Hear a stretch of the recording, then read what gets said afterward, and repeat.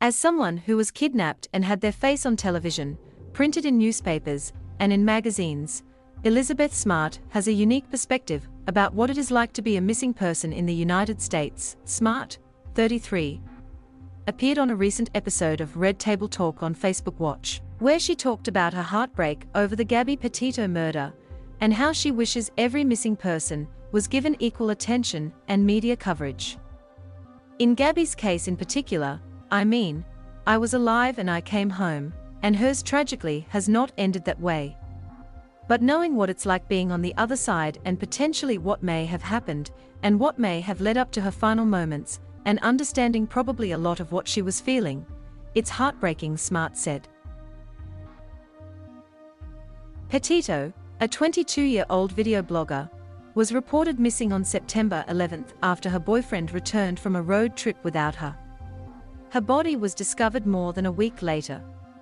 A coroner's report ruled her death was a homicide by strangulation and likely happened 3 to 4 weeks before her body was found on September 19th.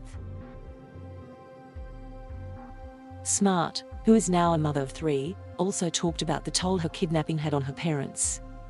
While her story had a happy ending, she said she can't imagine what it's like for the family of missing people who aren't receiving the same level of attention. My parents always said the worst part of having me gone was not knowing. When I was being taken up into the mountains that first night that I was kidnapped, I asked him if he was gonna rape and kill me, and if he was going to do that, could he please do it fairly close to my house, because it was important to me that my parents find my body and know that I hadn't run away, she said.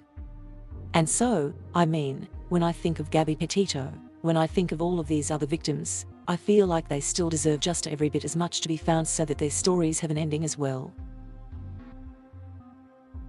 Smart also sounded off on how cases of missing white women tend to get more attention than other missing people, whose names and faces often don't make it into the media. When I think of all of the people, so many whose stories never even see the light of day. I live in this field every day, and all the time I hear stories I've never heard, and they're not just, like, brand new stories of 10 minutes ago. They're stories of 5, 10, 20 years ago, and I've never heard of them, Smart said. Someone is missing. Like, are they any less worthy? Has any less of a hole been left because they are gone? No. Like, there's somebody. Smart's story is well known, but she's now starting to navigate when and how to share what happened to her with her children. She said when one of her captors was coming up for parole, her 6-year-old daughter kept asking where she was going. Smart said she decided to follow advice she received to start sharing when her kids asked questions.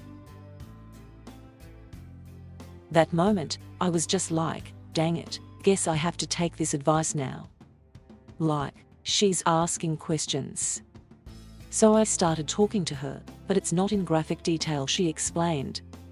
When Mommy was younger, there was a man who broke into my home and hurt me, and now he and his wife are in jail, and I'm going down there to make sure that they stay in jail, she said she told her daughter.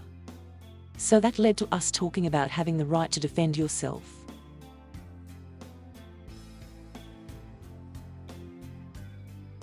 Thank you for watching.